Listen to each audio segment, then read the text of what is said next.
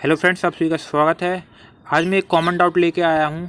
Common doubt क्या है कि सपोज़ किसी कैंडिडेट ने स्टेशन मास्टर को प्रेफरेंस दे रखी है और वो लास्ट में उसके सीबीएटी टेस्ट में साइको टेस्ट में पहुँच गया और वो सीबीएटी टेस्ट में साइको टेस्ट में फेल हो गया।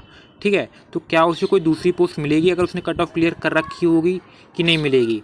ये सारी बातें हम इस वीडियो में करने वाले हैं। ठीक है, इसलिए स्टार्ट करते हैं। सपोज़ कोई कैंडिडेट है, उसने CBT 1 दिया, उसके बहुत अच्छे मार्क्स आए। ठीक है, सपोज़ 90 मार्क्स उसने स्कोर करे। ठीक है, तो 90 मार्क्स स्कोर करे हैं तो सीधी सी बात है कि उसने level 2, level 3, level 4, level 5, level 6 सबकी कट ऑफ क्लियर कर दी होगी। ठीक है, तो वो इसके टेस्ट भी देगा। इसके टेस्ट देने के बाद क्या हुआ कि उसने स्टेशन मास्टर की कट ऑफ क्लियर कर दी, स्टेशन मास्टर की कर दी, सारे एग्ज़ाम्स की इसने कट ऑफ क्लियर कर दी। ठीक है, A to Z जितनी है, ये 13 पोस्ट हैं। इन 13 पोस्ट के एग्ज़ाम की कट ऑफ इसने क्लियर कर दी। लेकिन क्या था कि इसने स्टेशन मास्टर फर्स्ट प्रेफरेंस पे दिया था।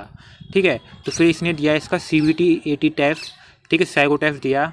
ठीक, कंप्यूटर बेस्ड एप्टीट्यूड टेस्ट दिया, उसमें वो हो गया फेल। तो वो बाहर नहीं होने वाला है। ठीक है, क्यों नहीं बाहर होगा? सपोज़ उसके बाद उसने सपोज़ इससे तो बाहर हो गया, चलो ठीक है, ये पोस्ट अब उसको नहीं मिलेगी क्योंकि वो साइको टेस्ट में फेल हो गया। अब देखी जाएगी सेकंड प्रेफरेंस। सेकंड प्रेफरेंस उसने अगर दी है कॉमर्शियल अप्रेंटिस की, ठीक है, तो उसने CBT सेकंड के मार्क्स तो आ गए होंगे। अब फिर देखा जाएगा उसके जो CBT सेकंड के मार्क्स हैं वो क्या कॉमर्शियल कट ऑफ से ज़्यादा हैं कि नहीं है। ठीक है, अगर उसने कॉमर्शियल कट ऑफ क्लियर कर रखी होगी तो वो इसमें सेलेक्ट हो जाएगा और उसका मेडिकल फिजिकल जो भी होना होगा वो उसमें दे सकता है और उसके बाद फिर वो पास आउट हो जाएगा, जॉब उसको मिल जाएगी। ठीक है, अगर उसको ये भी जगह पोस्ट नहीं मिली तो फिर इससे नीचे वाली पोस्ट ऐसी देखी जाएंगी। ठीक है, और ये सारी पोस्ट देखी जाएंगी जिसकी भी उसने कट ऑफ क्लियर कर रखी होगी उसका वो टाइपिंग टेस्ट देगा। टाइपिंग टेस्ट में क्लियर करने के बाद उसका फिर मेडिकल DV होगा। ठीक है, DV होने के बाद फिर उसको क्या होगा, सपोज़ कोई कैंडिडेट है, ऐसा कैंडिडेट है कि उसने टाइपिंग टेस्ट इसका भी पास कर लिया, इसका भी पास कर लिया, तीनों को टाइपिंग टेस्ट पास कर लिया। ठीक है, और उसका DV भी क्लियर हो गया, सारा मेडिकल भी में भी क्लियर हो गया, तो कौन सी पोस्ट मिलेगी? फिर ये देखा जाएगा इन तीनों पोस्टों में जो जिसकी प्रेफरेंस हाई होगी ना, सपोज़ उसकी प्रेफरेंस इसने दी थी जूनियर टाइम कीपर की दी थी, मान लेते हैं। ठीक है, ये ज़रूरी नहीं है कि उसने दी हो, मे भी पॉसिबल है, गुड्स गार्ड कोई भी हो सकता है। ठीक है, एग्जाम्पल के तौर पर बता रहा हूँ, जूनियर टाइम कीपर की दी थी।